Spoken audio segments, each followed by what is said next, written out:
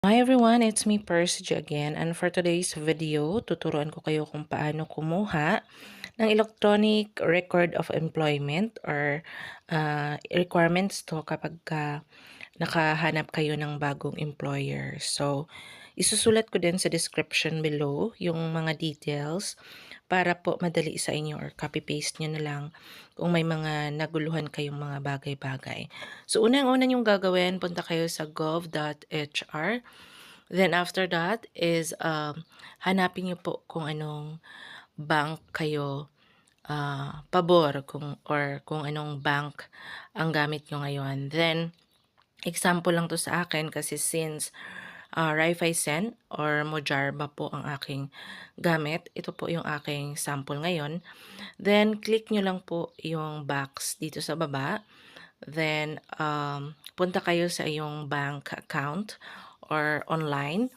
Then, hanapin nyo po ang yung OTP or M-token. Sulat nyo po yung serial number at saka yung OTP na nakalagay sa Mojarba apps nyo. Then, ilagay nyo lang ang Poduchi o Radnom Istazu.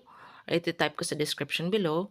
And click nyo lang po ang SMO services gov.hr.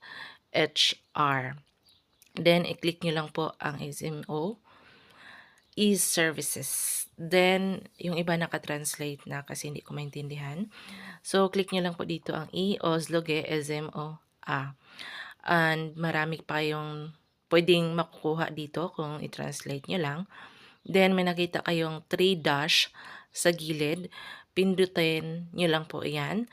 After that is, click nyo lang po ang electronic record of legal employment status. So, again, isusulat ko sa description below ang lahat. So, given na po yung OIB kapag nalagay nyo po ang inyong serial number or yung bank na pinilapan natin kanina.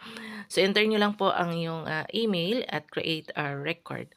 Then, once ma-enter nyo na ang iyong email ay request successful sent na po ang iyong nakalagay.